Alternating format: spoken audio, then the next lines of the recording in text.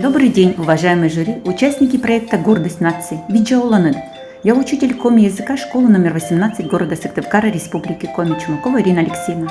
Представляю вашему вниманию проект конкурса фестиваля инсценированной сказки на коми-языке «Олыс вылыс мой. Жила-была сказка», реализуемого на уровне сетевого взаимодействия между образовательными организациями Сыктывкара. Проблема сохранения и передачи родной культуры и языка в наше время стоит перед каждым этносом.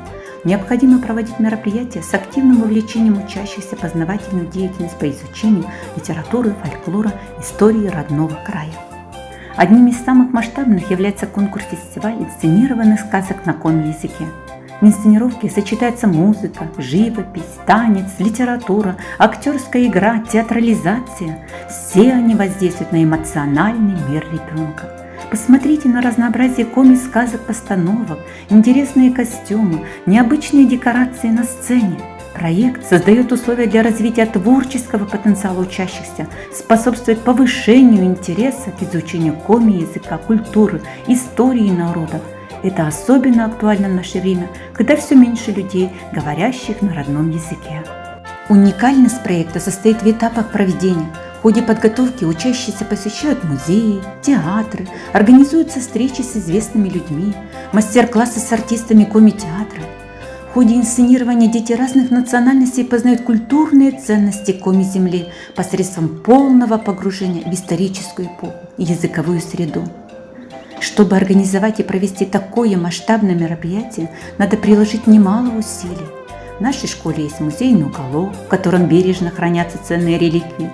За 5 лет накоплены интересные декорации и костюмы.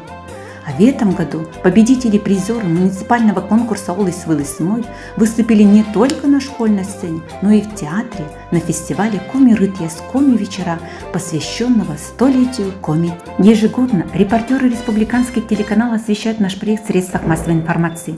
Проект конкурса фестиваля был уже не раз представлен на семинарах и конкурсах различного уровня, проходит в разных уголках нашей большой республики. У проекта появилось много партнеров. Это и общественные организации, министерства и ведомства, средства массовой информации, библиотеки, театры. Они оказывают помощь в проведении социально значимого мероприятия. Ежегодно членами жюри являются известные в регионе люди. А в 2020 году проект «Олыс вылыс мой» стал победителем республиканского конкурса проектов «Народный бюджет в школе».